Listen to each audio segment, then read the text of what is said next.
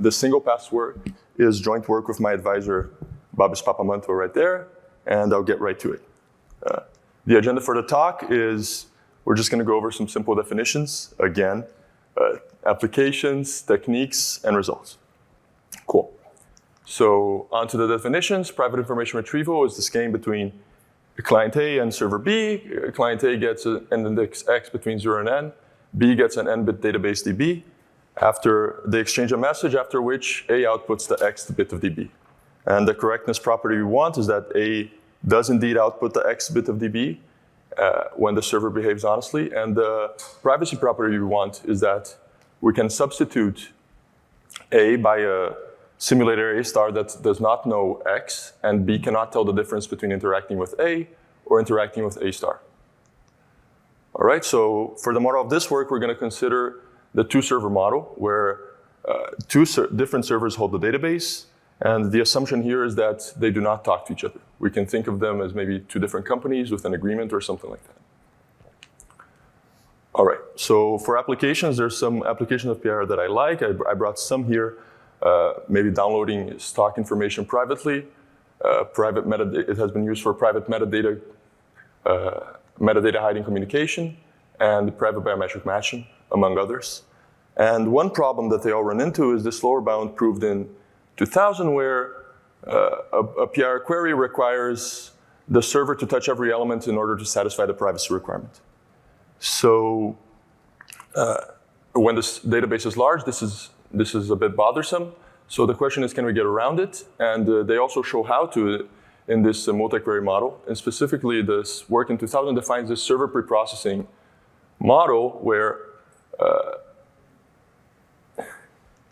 the server preprocesses your database into some data structure, which the client can then use to serve client queries in sublinear time. And there has been some very promising recent advances in this line, but there is still a very large overhead in terms of the size of this data structure for all the schemes that we know how. So it's an open problem that's, I think, extremely interesting.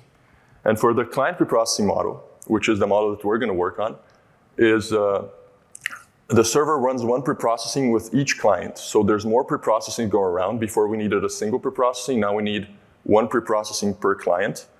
But after this client's preprocessing, it can run queries in sublinear time. And the nice thing about this line of work is that we don't need any additional space at the server. So there's no storage overhead for the server other than the database. Cool. So where are we within client preprocessing PIR? So what we know how to do is create schemes with extremely efficient query times, maybe order of milliseconds, even for databases of millions of elements.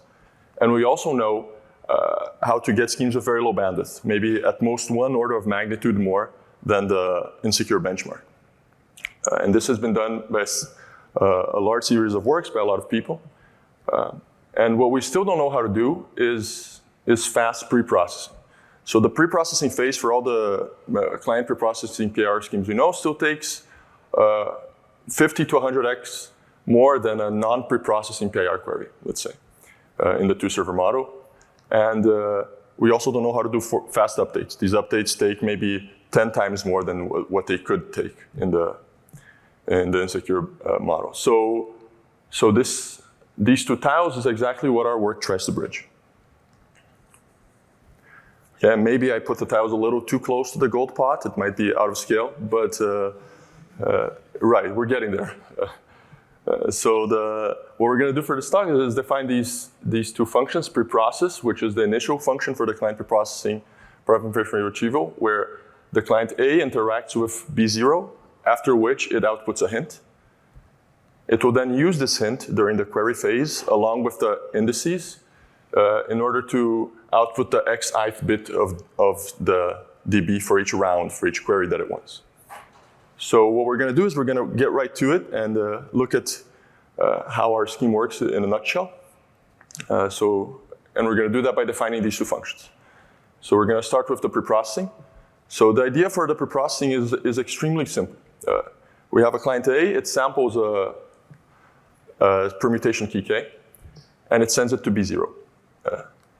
What B0 does is it shuffles the database according to this permutation key K, and then it's going to output some hints, H1 through H4, or H1 is the XOR of the first 4 elements of the database, H2 is the XOR of the second group of 4 elements of the permuted database, and so on and so forth. And these are size square root of n, or you can think of them as also just size 4 for the sake of this example. So how can we perform a client query after this preprocessing? Well, a naive idea, let's call it V0, is we're going to find, so if we're interested in some index x, and what we know is the permutation key that was shown to be 0, and these hints, what we can do is find the chunk where x landed on in the permuted database. Let's say, for example, x landed on this violet chunk. After running the inverse of the permutation, we can find this in O of 1 time with the key. We can then find the neighbors of x within the chunk, so if this is x for this example, then these would be its neighbors. And we're just going to send these indices of the neighbors to B1. And notice here that B1 has not seen the permutation yet. It did not participate in the LLM phase. So from the point of view of B1, these indices are unrelated to x and look random, right? Okay, and so what B1 is going to do is just send us back the values for these indices, and we can compute dB of x by just XORing the pre-computed hint with the 3 neighbors, right? It's the difference between those is the x element of dB. Cool. So we can do one query. The problem is, how do we do more queries, right? So after we show to B1 this chunk of our permutation, we run into a problem where now B1 has seen a part of our hint. So this argument it doesn't have any information on k is no longer valid, right? So the question here is how can we do more queries? And one of the ideas we had for this work is this idea to refresh the permutation. So notice that B1 only saw a very small part of the permutation, specifically this violet chunk. So what we can do is just, and this is sort of just to represent our hints, what we're going to do is try to swap the elements from the violet chunk with elements that we pick at random from the rest of the permutation, right? So we pick A here, and we swap it with a random element. Then we pick the next element in the chunk, 4, and we swap it for a random element, and so on and so forth. Oh, if the clicker allows. And at the end, what we get is, if you look at the new permutation and compare it to the old chunk, I mean, you can kind of see that it looks different and unrelated. And what we show in the work is that it actually is impossible to distinguish this swapped permutation from a fresh permutation, even conditioned on B1 having seen the chunk before.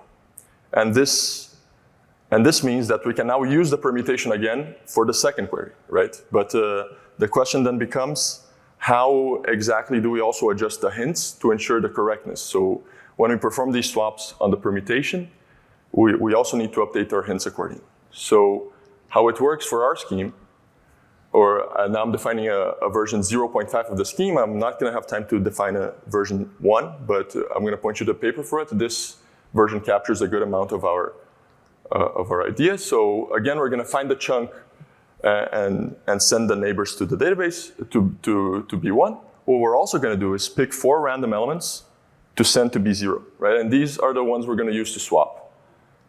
So we're going to, now the online phase, both B1 and B0 participate. B1 gets the real query, B0 gets random elements. And so, as before, B1 doesn't know anything about the permutation. Now for any query, not just the first, because we're going to do the swaps. And B0 here only sees random elements. So it does know k, but the elements it sees are independent of k. Cool, and so again, we can recover dbx. And the last step is just to perform the swaps as before. And we can update each of the hints. Since we have all the information, we can just take the hints that were edited and XOR out the old element, XOR in the new element, and this updated hint is correct for this new permutation. And how we perform these swaps on the permutation key is you can either store the entire permutation at the client, or you can store a permutation key and swaps, each swap. So what are some benefits of this newly devised scheme. So it's a more efficient preprocessing. So the preprocessing costs exactly n exclusive OR operations, whereas before we required about lambda n to achieve the same, to preprocess. And this means that empirically in our implementation, the cost of the preprocessing is approximately the cost of one non-preprocessing PIR query, which makes it so that whenever a client is interested in more than one index, it makes sense to preprocess, which I think is cool. So another benefit that I crammed into here is unrelated, is that the client storage is now independent of any security parameter, and we can make the privacy and correctness perfect using a real permutation. So this is just some numbers on our preprocessing phase compared to previous schemes. It is a sort of factor 50. Another benefit we have is that we have more efficient updates. So the server now can simply stream the index X that is updated to the client, and the client can update its hint in O of 1 time, and this was also not possible before. Again, some graph. Now to some quick bottlenecks. So the two bottlenecks we have is that we require more data than previous schemes. So the bandwidth is a little larger than previous schemes in some parameters. And we also didn't find a good way to represent a succinct permutation where we can fit these updates like for an unlimited number of times, which I think is a very interesting open problem. All right, and that's it. Thank you very much.